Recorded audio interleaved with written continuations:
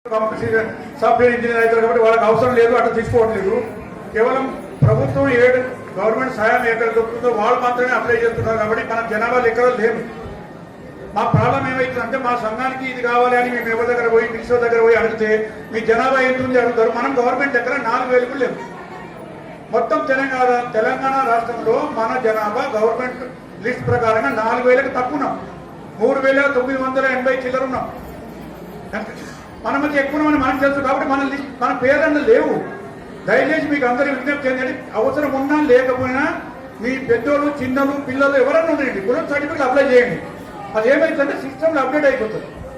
మన కులం మన జనాభా ఎంత సిస్టమ్లో ఫీడ్ అయిపోతుంది. అరే ఈ మండల ఫలానా కులపాలు ఉన్నారు, ఇంతమంది సర్టిఫికేట్ తీసుకున్నారంటే వీళ్ళు ఉన్నారు అనేది ఒకటి తెలిసిపోతుంది. బీసీ కార్పొరేషన్ రుణాలు ఇవ్వాలన్నా కూడా వాళ్ళు అవే చూస్తాం.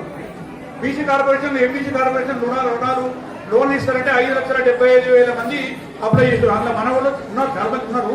కాకపోతే ఎక్కువ మంది చేసి రికార్డు ఉండిపోతాం. మన కులం కూడా ఉన్నదనేది గవర్నమెంట్ లిస్ట్లో వస్తుంది. దయచేసి ప్రతి ఒక్కరు ఇప్పుడు ఇంతకుముందు తీసుకోకుండా పర్వాలేదు, ఇప్పుడు మాత్రం మీకు అవసరం ఉన్నా లేకున్నా కులం సర్టిఫికేట్ తప్పకుండా తీసుకోండి.